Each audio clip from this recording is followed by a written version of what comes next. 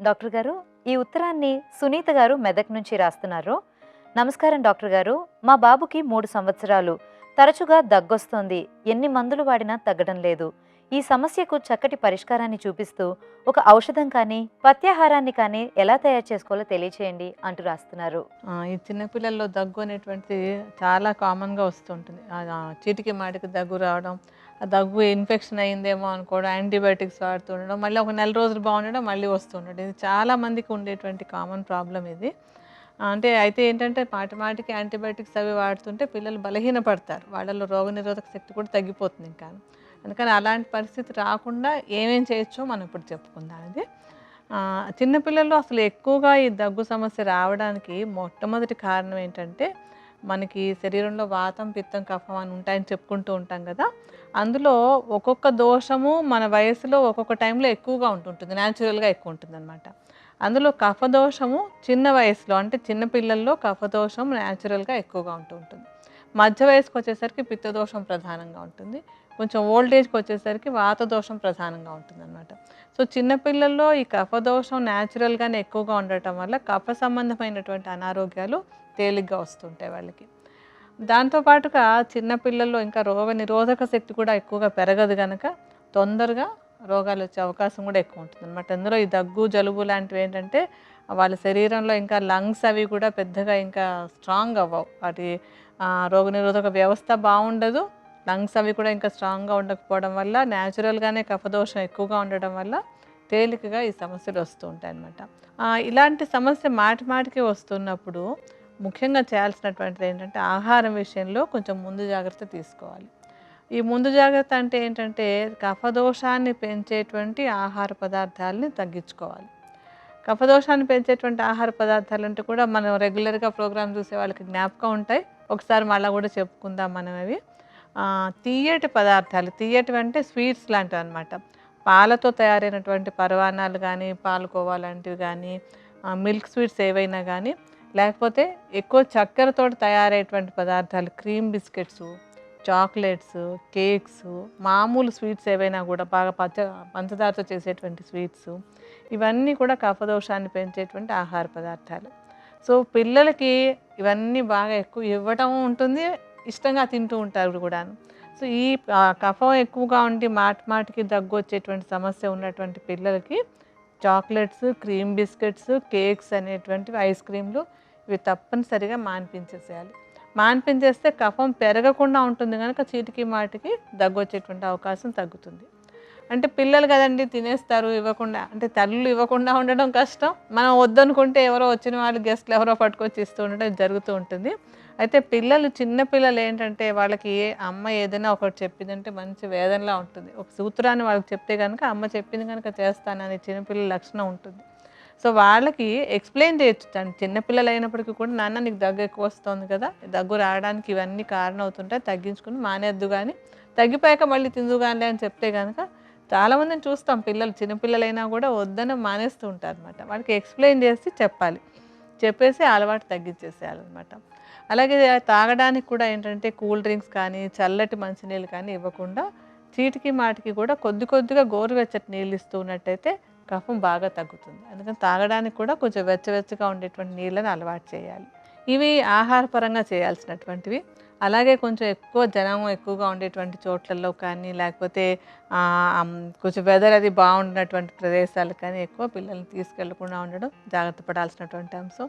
అలాగే కొంచెం స్వెటర్లు అవి వేసి చలికాలంలోను, వానాకాలంలో కూడా ఎక్కువ కఫాన్ని పెంచేటువంటి వాతావరణాన్ని నుంచి వాళ్ళని రక్షించుకుంటూ ఉండాలి.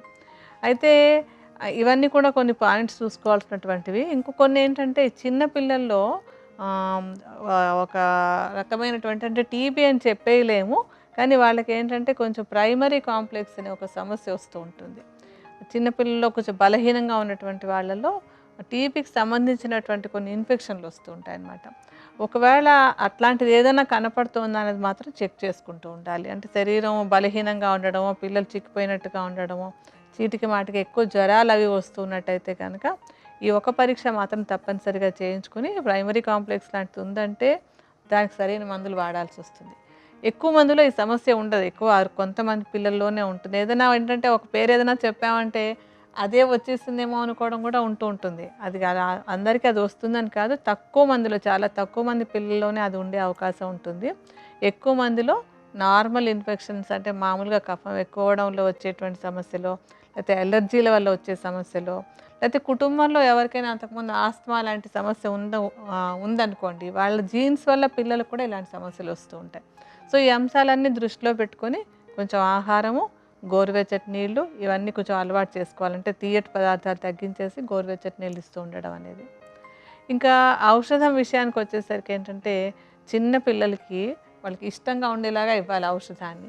లేకపోతే రోజు ఒక యుద్ధం అయిపోతూ ఉంటుంది. మందు వెయ్యాలంటే తల్లికో యుద్ధం, అమ్మని చూస్తే పిల్లలకి భయం వేస్తూ ఉంటుంది, పారిపోయి గోలగోలు చేస్తూ ఉంటారు.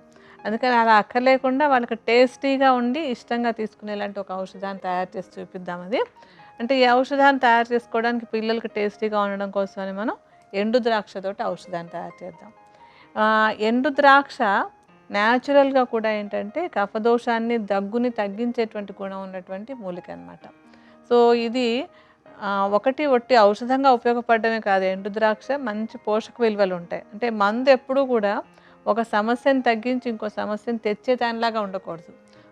ఒక సమస్యను తగ్గిస్తూ ఇంకొంచెం ప్రయోజనాన్ని కలిగించేలా ఉందంటే అది బాగా యూస్ఫుల్ అనమాట. సో ఈ ఎండు ద్రాక్ష ఒక మందులా వాడితే దగ్గు తగ్గడం ఒకటే కాకుండా అందులో ఉండేటువంటి పోషక విలువలన్నీ పిల్లలకి బాగా అందుతాయి. అంటే కాల్షియం చాలా బాగుంటుంది ఇందులోను, ఐరన్ చక్కగా అయింది ఈ ఎండు ద్రాక్షలో ఉంటూ ఉంటుంది, ఇతర ఖనిజ లవణాలన్నీ కూడా ఉంటాయన్నమాట. సో ఎదుగుదలకి అవి బాగా ఉపయోగపడుతూ ఉంటాయి. అలాగే ఎండు ద్రాక్ష ఒక మంచి రసాయనం అనేటువంటిది శరీరం చక్కగా ఆరోగ్యంగా ఉండడానికి, అన్ని కణాలు చక్కగా పనిచేయడానికి బాగా ఉపయోగపడుతుంది. సో అన్ని విధాల యూస్ఫుల్గా ఉండేటువంటి ఎండు ద్రాక్షను వాడుకుంటూ ఒక మంచి ఔషధాన్ని తయారు చేసి చూపిద్దాం. సో చిన్నపిల్లలు దగ్గు తగ్గడానికి ఈ ఔషధం చాలా చక్కగా ఉపయోగపడుతుంది. డాక్టర్ గారు, మరి సునీత గారు వాళ్ళ బాబు కోసం దగ్గు తగ్గడానికి ఒక ఔషధం కానీ పథ్యాహారం కానీ నేర్పించమన్నారు. మరి మీరు ఔషధం ఎలా తయారు చేసుకోవాలో చూపిస్తా అన్నారు కదా, మరి ముందుగా దానికి కావాల్సిన పదార్థాలు ఏంటో చూద్దామా?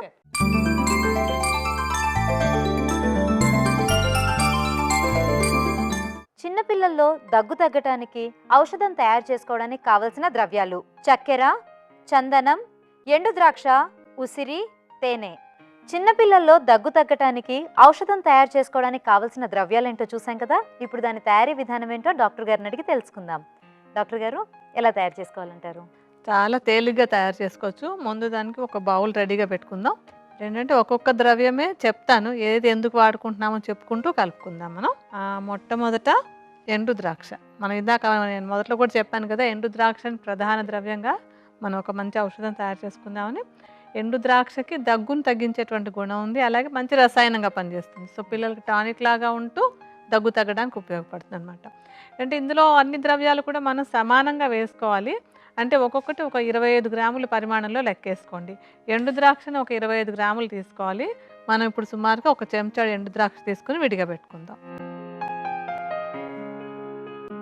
ఆ తర్వాత చందనం. ఎందుకంటే పిల్లలకి గొంతులో ఉండే ఆ కఫం తగ్గడానికి సూదింగ్గా ఉండేటువంటి పదార్థాలన్నీ వాడుతూ ఉంటాం కఫాన్ని తగ్గించడానికని. ఈ చందనం ఏంటంటే మామూలుగా చలవ చేస్తుందని చెప్తాం, కానీ ఇక్కడ దగ్గు తగ్గడానికి కూడా ఇది చక్కగా ఉపయోగపడుతుంది. అండ్ పిల్లలు తీసుకుంది కూడా తేలిగ్గా ఉంటుంది అన్నమాట, ఇబ్బంది లేకుండా తీసుకోవచ్చు. సో ఇది కూడా 25 గ్రాములే తీసుకోవాలి. మేము ఒక చెంచా పరిమాణంలో పక్కన పెట్టుకుని చూపిద్దాం. ఆ తర్వాత ఉసిరి కూడా దగ్గు తగ్గడానికి చక్కగా ఉపయోగపడుతుంది. ఇది కూడా మంచి రసాయనం. ఇందులో రసాయనాలే ఎక్కువ వాడుతున్నాం, ఎందుకంటే పిల్లలకి ఎలాంటి ఇతర హాని లేకుండా మంచి టానిక్ లాగా ఉపయోగపడుతూ దగ్గు తగ్గించేటువంటి ఔషధాలు కనుక.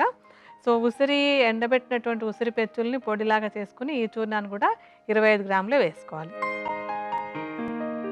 ఆ తర్వాత చక్కెర కూడా మనం మామూలుగా కూడా దగ్గుగా ఉంటే కొంచెం పటికి బెల్లం, చక్కెర నవ్వులుతూ ఉంటాం కదా, చప్పరించుకుంటూ ఉంటాం కదా, ఇది కూడా దగ్గు తగ్గడానికి ఉపయోగపడుతుంది. అలాగే ఔషధం చక్కగా టేస్టీగా ఉండడానికి, తీసుకోవడానికి కూడా అనువుగా ఉంటుంది. ఇది చక్కెర కూడా 25 గ్రాములు తీసుకుంటే సరిపోతుంది.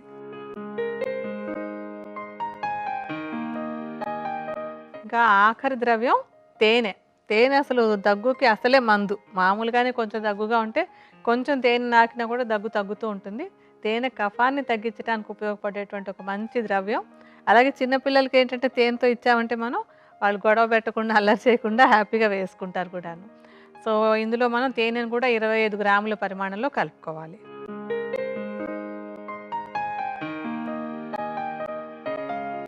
మనం ఇందులో ఎండు ద్రాక్ష, చందనము, ఉసిరి, తర్వాత చక్కెర, తేనె అన్నీ వేసుకున్నాం కదా, వీటన్నింటిని బాగా కలిపేసేయాలి.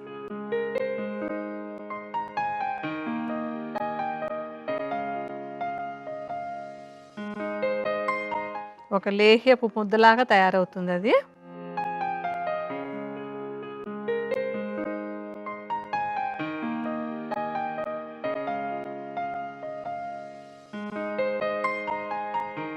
ముద్దలాగా కలిసిపోయింది కదమ్మా అది.